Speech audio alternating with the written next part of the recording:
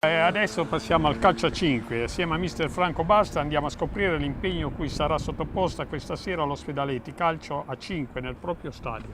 Vediamo il servizio. Dopo la sosta forzata dello scorso weekend si torna in campo, turno di campionato insidioso contro il Priamar.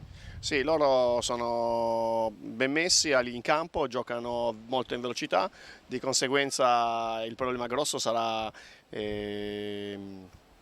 resistere al loro forcing che faranno. Sono tutti giovani, corrono, giovani, non giovanissimi ma giovani comunque, quindi corrono e ci verranno a pressare, vedremo, lavoreremo su un paio di uscite pressing questa settimana proprio per evitare il rischio pressing loro, e vedremo.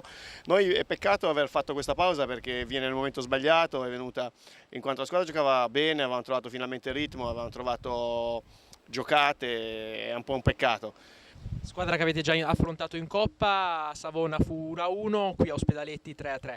Sì, appunto, sono state due pareggi e quindi speriamo questa volta veramente di far bottino pieno, e ogni volta i pareggi dove loro erano davanti.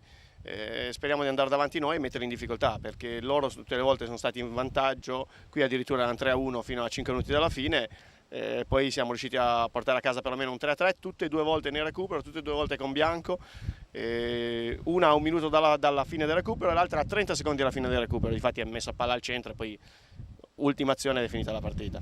Speriamo questa volta invece di portarla a casa, anche perché sulla carta, visti i giocatori, potremmo tranquillamente portarla a casa. È che non capiti qualcosa a livello di testa e che ci blocchi, tutto questo può essere il problema.